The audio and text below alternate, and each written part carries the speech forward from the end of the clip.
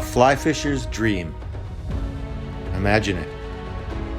A vintage beaver float plane, the engine sputtering to life, then roaring, the rush of pontoons cutting through the waves. Imagine it.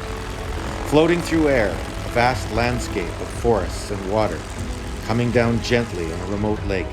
Imagine it. Smooth casts over pristine water, big fish eagerly grabbing your flies, your pulse racing. Imagine it. Welcome to the New Fly Fisher. I'm Norm Bolen, and I'm your host this week. There are hundreds of lakes in Northern Ontario that are fly-in only. Air Ivanhoe services about 35 of them. They have a reputation for being fantastic places to catch bass, big bass on the top water. We've heard not only the quantity, but the size of the bass here is amazing. So I'm really pumped because I love big bass on the top water. I love ferocious takes. It's very visual, amazing stuff. Stick with us. I think you'll enjoy the show.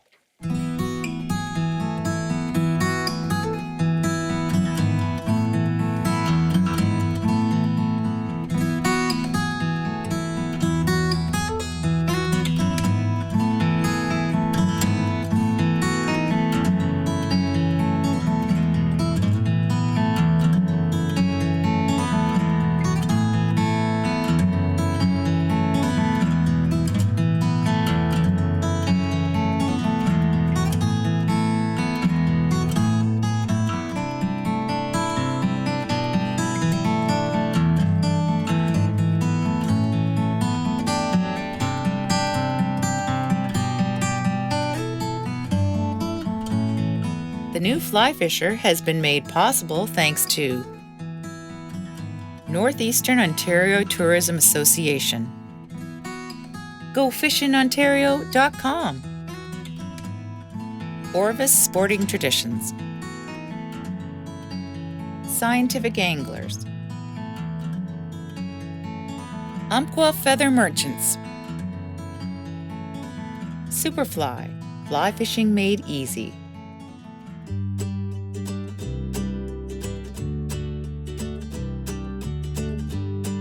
My friend John Flack and I flew into one of Air Ivanhoe's outposts with our guide, Joel Theriault.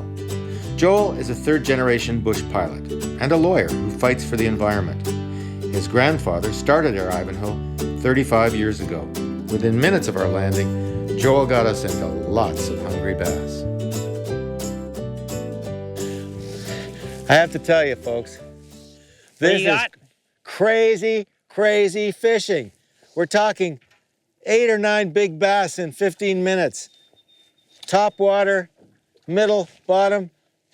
I love this place. This is insane. Insane. And they're all big bass. Unbelievable. Unbelievable. Let's get this guy. Look at this. Look at this. And these are the little guys in here.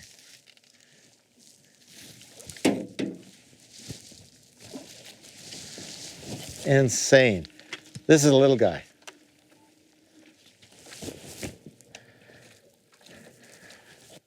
Hunter likes it too.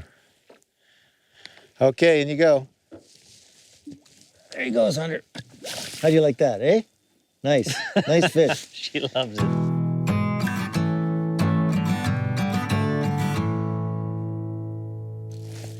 Well, another one off the top. What do you hook into? Well, I'm pretty sure it's a bass because it took it like a bass off the top. And I don't know how big it is, but we're just, we're at dusk now, our first night here, flown in by Air Ivanhoe, and man, we are into fish on the top. Beautiful. They take these flies so viciously. They just hammer them. And they're strong fish. Water's really clean here. Beautiful. Nice bass. Another Beautiful. another fat boy. Unreal. Absolutely unreal. One after the other, after the other, after the other on the top. Intermediate, sinking. Unbelievable. This is crazy, crazy fishing.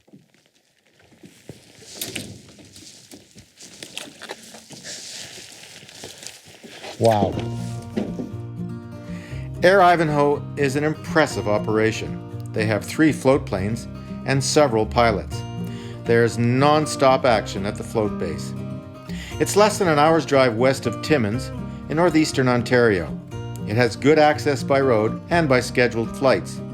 The lodge and cabins at the base are very comfortable. Great for groups small and large. And there are lots of lakes and lots of options for different tastes and different budgets. There's a restaurant and a well-stocked store for supplies. Joel's parents, George and Jeannie Theriault, own Air Ivanhoe. They're both pilots themselves. Beautiful to see the fog lifting off the lakes in the morning. Beautiful experience to see the moon so bright on the lakes, and the stars look 10 times brighter than you'll ever see anyplace else. Most of our customers will drive up anywhere from 8 to 14-hour drive with their food, their sleeping bags, their fishing tackle, and we'll put them on one of our float planes and take them out to one of our remote outpost cabins, where when they walk in the door of that cabin, they need their food, their sleeping bags, their fishing tackle, and we set the package up with boats and motors and cabins and flights in and flights out, and we pick the kind of fisheries they want. Fly fishermen, I would recommend that they look at smallmouth fishing. Start mid-June through mid-September would be typical time to come up for smallmouth, or pike fishermen, well, either one of those for fly fishing. And lots of our customers bring fly rods and fish northern pike with streamers, and then the bass fishermen will fish topwater. When Joel isn't flying, he uses his law degree to champion the environment and protect the fragile ecosystem of Northern Ontario. Pretty well spent every weekend as a kid out in the woods on camping trips or using the cottages. And the more time that I spent in the woods fishing and hunting, the more I fell in love with it, and which is one of the big reasons why I went to law school, was to try to protect it. After a good night's sleep in our cozy little outpost cabin, John and I were pumped to get back on the water. Last night a lot of cloud moved in. We're heavily overcast this morning. We're still picking up a few bass on the top, but things have slowed down a bit, probably a low pressure area. So we're moving around more and looking in different places to see if we can locate them. Good idea to do that when the weather changes. Moving around this morning after that low pressure did pay off. We were getting slower action, so we kept moving around and sort of what you'd say running and gunning. We'd move to one spot, cast a few topwater flies. If we got something, we got something. If not, we move on, and eventually we got into this nice guy. There you go, Northern Ontario bass. Nothing to complain about.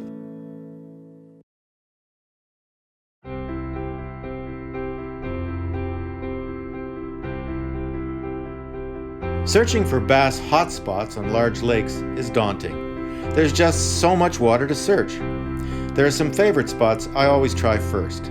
Spots where bass can hide and find food at the same time. Your best bet is structure, such as fallen trees or rocks, especially near deeper water. The bass like to hide in the dark, deeper water and shoot up to the shallows to ambush baitfish, crayfish, frogs, and mice. Another good bet is any place where there is inflow or outflow.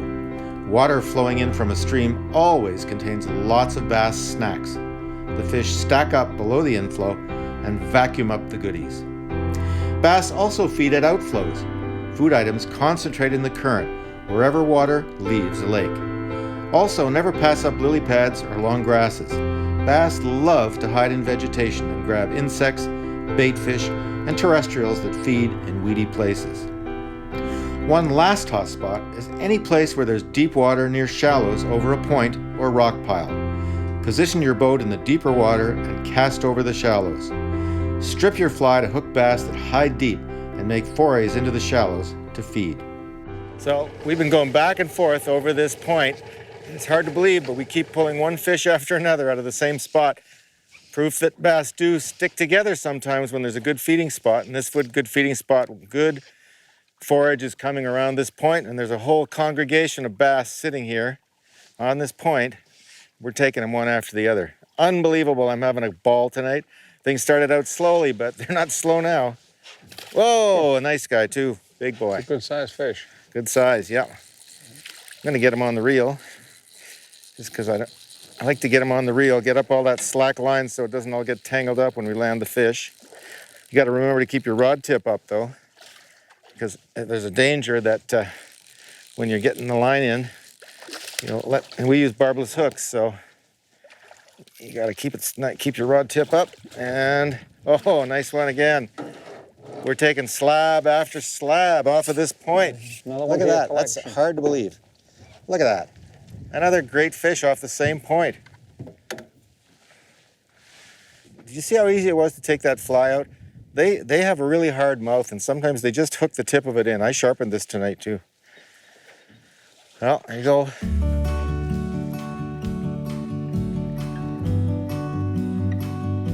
We're going to the bay we went to yesterday. We did well, so let's try it again.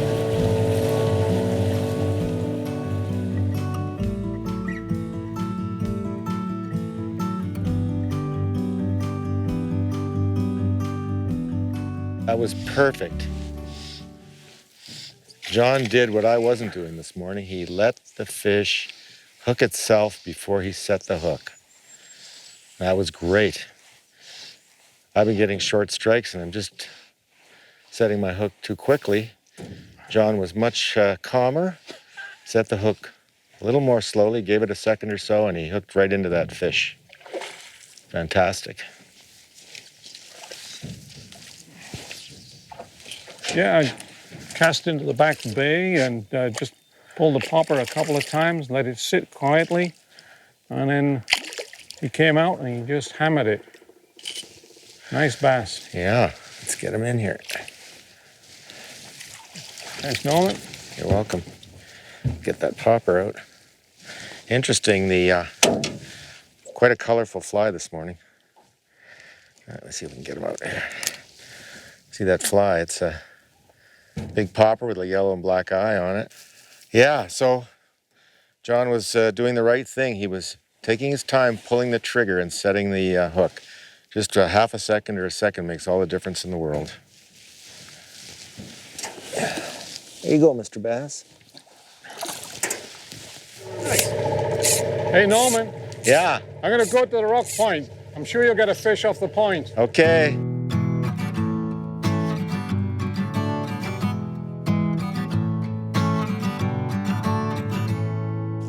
John's been having a lot of luck with these hard poppers today. Some days they spit those out, but today they're taking them deep. That's great. Nice fish. Here we go. Bring him over. He's ready. There we go. Another beautiful bass. Look at that. Isn't that great? That's fantastic. I'm going to hand you that. Man. John, is yours.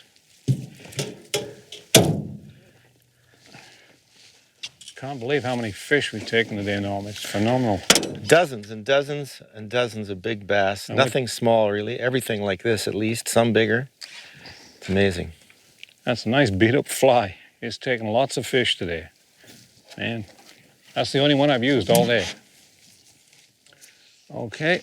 Well, Mr. Bass, nice seeing you. We'll put you back for somebody else to catch another day.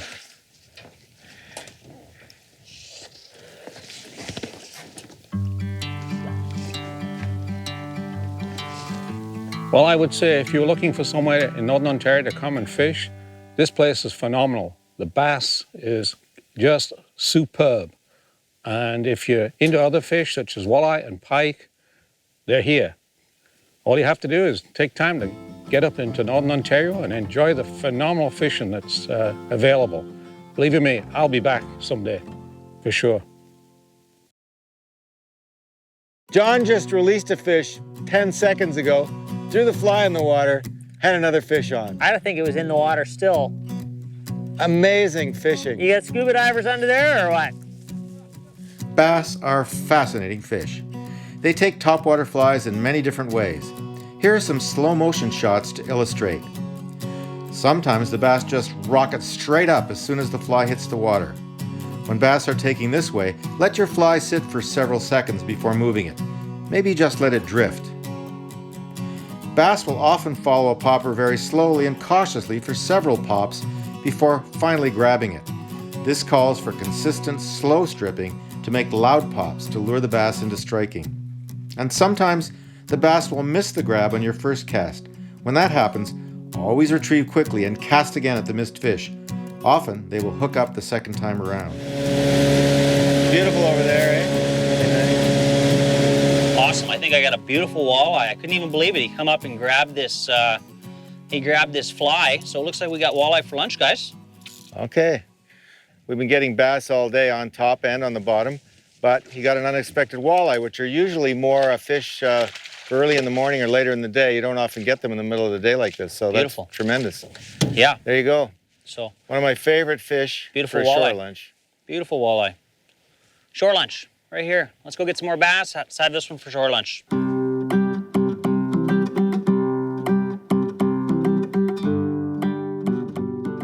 Turning out the corner of the bay, and fly was just sitting there. Ooh, this guy's got a bit of shoulders to him. Whoa! There we go. We got him. Another nice Northern Ontario bass. Sometimes you don't have to work hard to catch a fish. It's proof that there are so many different ways that bass behave. Most of the time you have to manipulate the fly to get them to take, but here in Do Nothing Bay, which is what we've named this place, you just let the fly sit on top of the water. There's a drift of food coming around this point, and they're just taking it right off the top when we're not doing anything. Well, John's into another slab of a bass on top water. Just unbelievable. I just hooked into one as well. Huge fish. Joel's into one. I got a smaller one, but still nice. Look at that. Oh, the bass are such slabs here. Oh, a 21-inch bass. Beautiful. Oh, look at that. Gorgeous. Never seen anything like it. Come on, baby. I've been fishing since I was Nice bass. 15 Nice years old, and bass. I've Look at never that seen one. fishing like this. Nice and thick. Nice and thick. This is one of the bigger ones for the day, actually. Look at that one. Nice bass. Oh, Gentle. nice. Another slab. Gorgeous. I've been having so much success today using deer hair frogs on topwater that I decided to switch to one of my favorite flies, and that's a deer hair mouse. Sometimes the bass will go nuts for a mouse because they actually eat mice off the water whenever they drop in. The problem, though, is most mice have a monofilament weed guard, and I'm going to cut that off because that can interfere with the hookup. So I'm going to cut off the mono here and cut off the weed guard, but I don't want to cut off the tail. And there you go. One beautiful mouse ready to fish.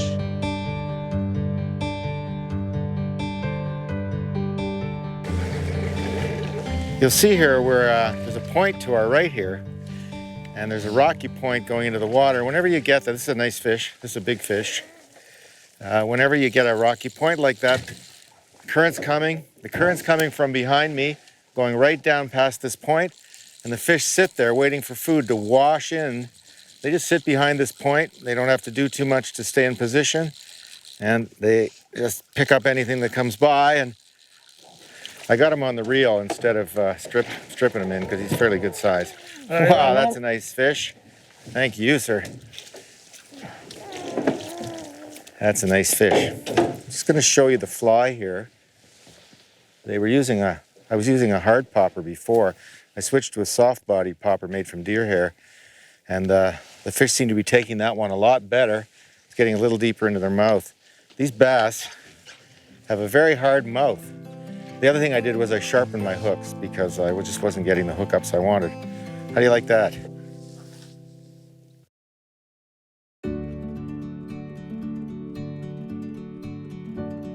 Sometimes, for no apparent reason, the fishing just slowed down. The bass suddenly stopped biting. But there was a reason: a giant pike in the neighborhood.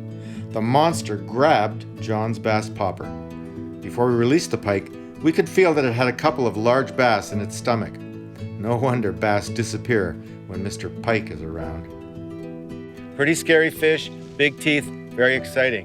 What do you think, John? Oh, fantastic. No, fantastic. The pike wasn't our only bonus fish. Joel took us on a short side trip to a smaller lake near Ivanhoe's main lodge, and I got a nice surprise. A beautiful brook trout, or what some call a speckled trout. Well, unbelievable. This afternoon, we went out to try and get some brook trout, speckled trout, in this little lake near Air Ivanhoe's float base. And sure enough, we got one. Oh, and, big brookie, boys. Bringing this boy Nice big fish. Nice big fish. Let me get him in here. I don't want to lose this baby. Wow. Look at that. bonus fish. Look at the A size nice of that brook speckle. trout. That is a beautiful fish. Oh my Lord. Look at that. Here we are, last afternoon of our trip. 15 minutes by road from Air Ivanhoe's float base. And what do we get? A beautiful bonus brook trout. Speckled trout, one of my favorite species. A great way to end our trip. Absolutely fantastic. Caught this on John Flack's special fly called the Mess, which is made from pheasant tail, and did a great job. So let's let this guy go. On this trip for topwater bass, we used 6-weight rods 9 feet long, and a variety of hard and soft-bodied poppers. Mostly flies with lots of color and lots of movement. Our most successful was a yellow and black striped popper with rubber legs. A large deer hair mouse also worked well. We rigged our topwater rods with weight-forward floating lines with a taper made specifically for bass fishing. For turning over large flies and punching through wind, we attached 2X 9-foot tapered bass leaders with a heavy butt section. We added 2 to 3 feet of 2X fluorocarbon tippet and attached the poppers with loop knots to give them extra movement in the water.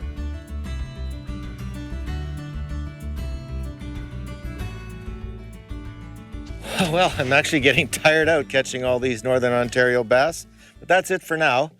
I hope you enjoyed the show as much as I enjoyed catching these guys. For more information about this episode and other episodes of The New Fly Fisher, just go to our website at thenewflyfisher.com. Join us again next time. Until then, tight lines and take it cool. The New Fly Fisher has been made possible thanks to Northeastern Ontario Tourism Association, GoFishingOntario.com, Orvis Sporting Traditions, Scientific Anglers, Umpqua Feather Merchants, Superfly, fly fishing made easy.